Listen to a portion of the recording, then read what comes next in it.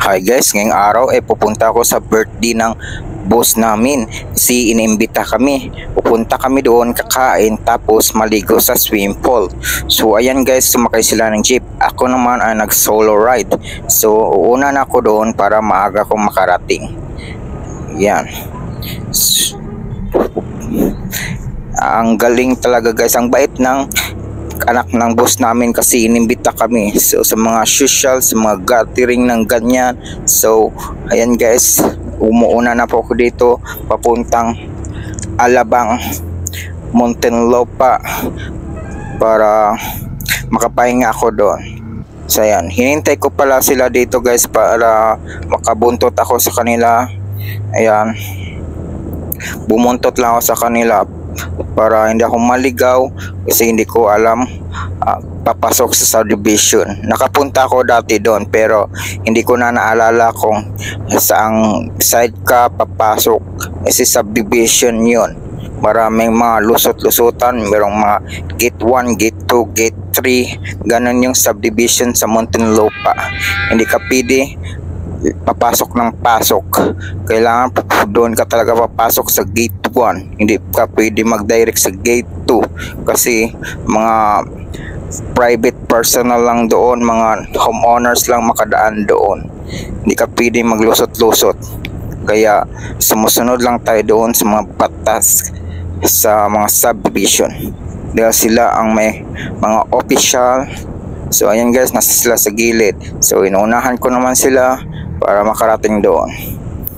Ayan, magbibilis-bilis ko yung takbo ko konti para maabutan ko, makapahinga pa ako doon sa may sukat.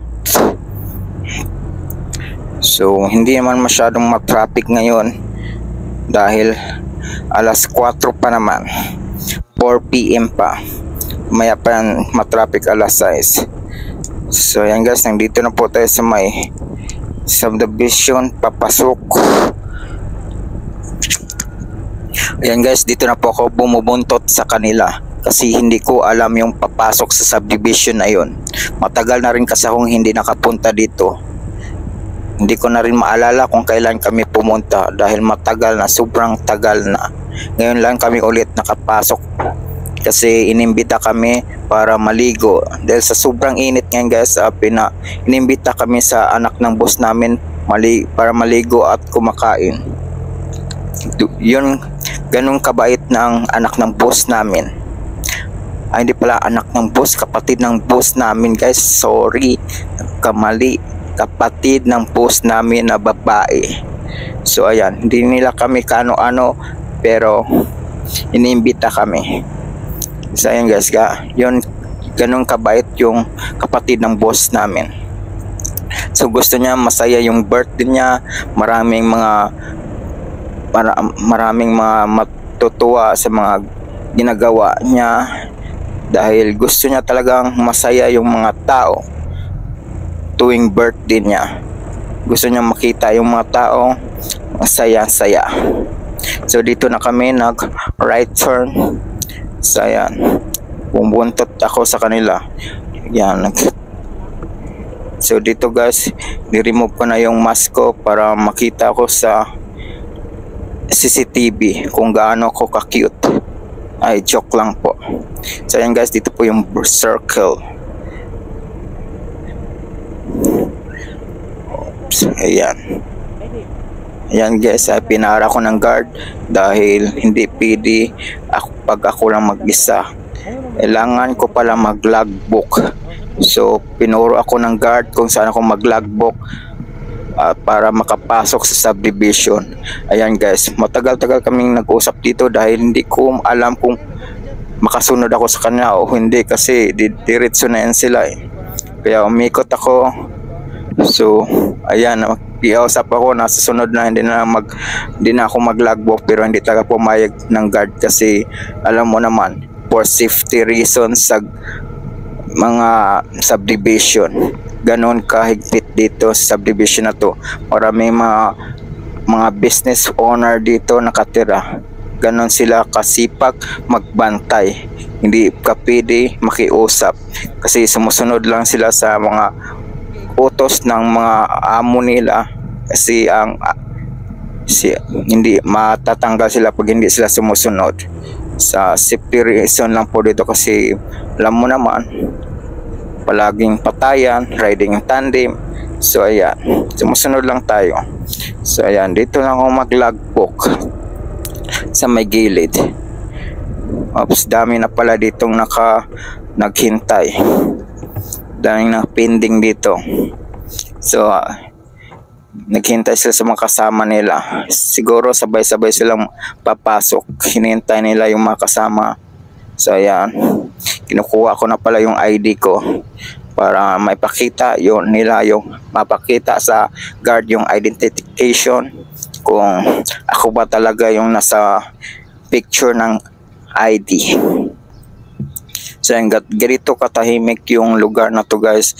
Meron pang mga puno at pero wala akong nakitang mga ibon at wala akong narinig na ibon. Iwan ko lang, baka bawal yung ibon dito. So, ayan. So hinuhalukay ko talaga kung nasa na yung valid ID. Ayan, nakita ko na pala yung valid ID ko. So dali-dali na akong pumunta doon kasi hinahabol ko sila. Habulin ko sila para hindi ako maligaw. Alam mo naman yung subdivision, maraming mga street. Pero ikot-ikot lang pala yung lugar, daanan na yun. Pero so medyo malaki yung subdivision na to, hindi ka pwede na, hindi ka magtanong-tanong kasi hindi maligaw ka talaga. Babalik ka sa kung saan ka lumusot. Ayan. So merong sumusunod sa akin para mag-logbook rin.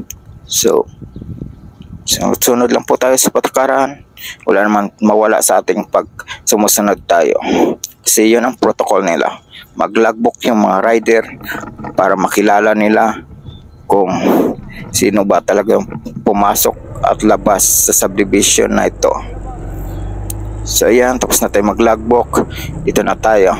Papasok na.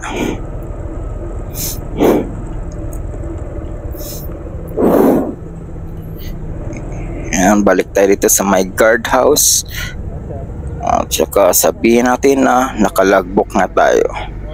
So ayan si kuya, nakalagbook na tayo. So ayan, pasok na tayo. So meron naman silang tiwala sa atin kung nakalagbook tayo o hindi. Kasi nakita naman nila na saan tayo dumadaan. Hindi tayo dumiretso doon sa circle na yan. So yun guys, hindi na pala ako hinihintay nila, umuuna na sila. Pero hayaan ko lang, meron namang mga tao dito para mapagtanungan kung saan ba yung site ng swimming pool, saan yung rentahan dito ng swimming pool. Doon ko, yun ang itatanong ko para hindi ako maligaw. Tapos meron ako nakitang guard. So yan, nagtanong na ako dito kung saan ako pupunta. At kilala ba nila yung tao na yon, yung may-ari ng swimming pool sa subdivision na to. So ayan guys, so magkamukha pala kami guys. Yan si kuya at saka ako. So yan guys, para kami magkapatid. Yan, version 1, version 2. So magkamukha kami, parang ako lang yung nasa kalagayan niya at saka kawig ko yung mukha niya. So para kaming magkapatid. So yan, mabilis ko siyang natunton kasi magkamukha kami. So ayan. Yan, maraming mga street na sinabi ng kuya guard kung saan ako papasok, saan ako liliko.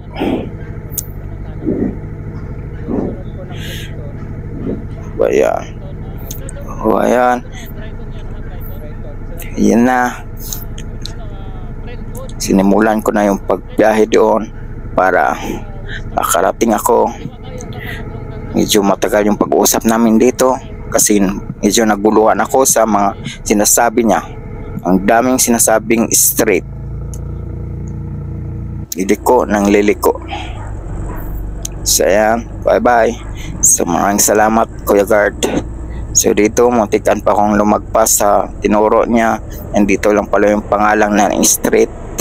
So ayan, mag-u-turn ako dito dahil lumagpas na ako konti. Yes, so ayan, tingin muna tayo bago liliko para safety. Ayan, papasok tayo dito, hanapin natin yung sinasabi ng Kuya Guard kung saan yung street na yon. So tinignan ko yung mga street dito. Ayan, dito yung street na to. Yan, Westwood. Westwood lang yung nakita ko doon. Yan. Di nila ko hinintay guys kasi alam naman nila na pwede ka naman magtanong. Di naman bawal magtanong dito. Huwag kang maghiyang magtanong pag hindi mo alam yung lugar kasi ikaw naman ang mawawala pag hindi ka magtanong-tanong. Pabalik ka, paikot-ikot ka lang dito pag hindi ka magtatanong.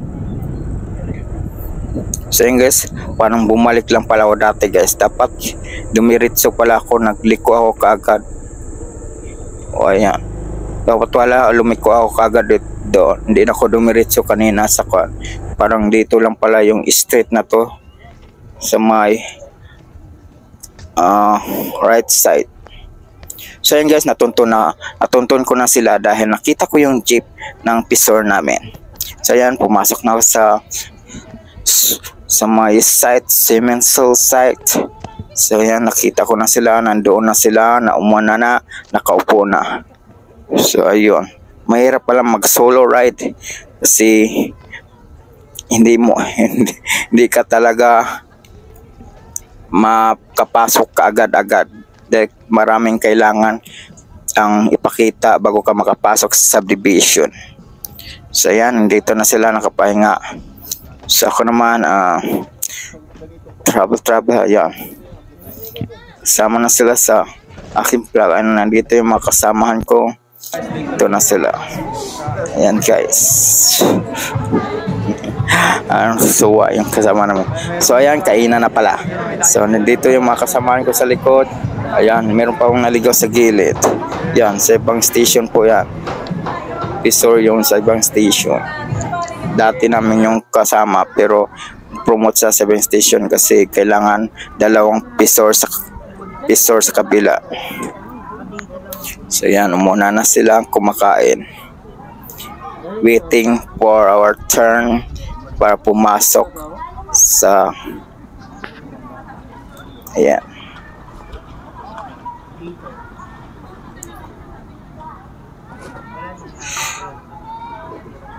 Ayan guys, ang ganda ng swimming pool guys. So, ang daming kuhan talaga. Paikot yung tubig.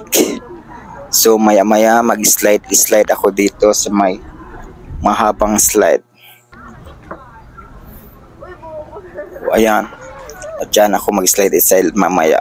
So yung mga bata umuuna nang naliligo. Kasi sobrang nainitan na sila. So ganyan. Ganyan kalaki yung swimming pool dito. May pambata, may mga pang malalaki. Ayan, para hindi malulunod yung bata. At saka meron palang lifeguard dito guys para makita nila kung may malulunod. Kasi hindi naman alam natin na lahat ay marunong lumalangoy.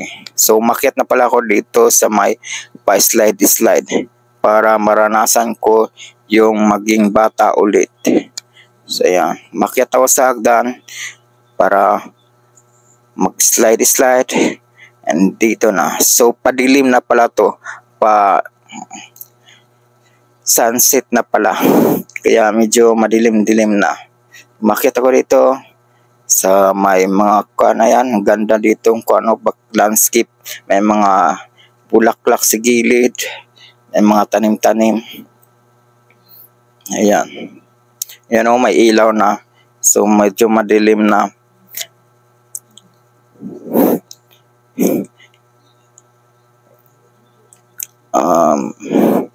Kailangan kasi kumakain muna bago kasi maligo guys. Kaya hindi kasi pwede na maligo muna bago kakain para hindi mabasa doon sa loob. So ayan guys, nag-slide na ako. Ayan, sarap talaga maging bata ulit. Walang problema, walang mga stress. So hindi ka naka-stress, walang stress pag bata ka pa. Ayan.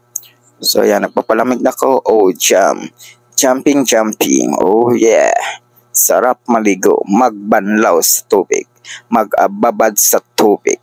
So yan guys, naibsan yung init ng katawan ko dahil nalublob na ako sa tubig. Ayan. Yan yung kasamaan ko, sumusunod pala sa akin. So dito kami sa malalim. Yan, dito yung part ng malalim guys. Dito, hindi mo abot sa kamay, lagpas sa kamay mo yung tubig dito guys. Dito yung pinagbawal sa mga bata. Dito nakabantay palagi, dito nakapokus yung guard. Hindi siya nakapokus sa mga mababaw na lugar. Nakapokus yung guard dito lang. So tingnan nyo dito sa may gilid, may guard nakatingin. Para walang malulunod. Mahirap na.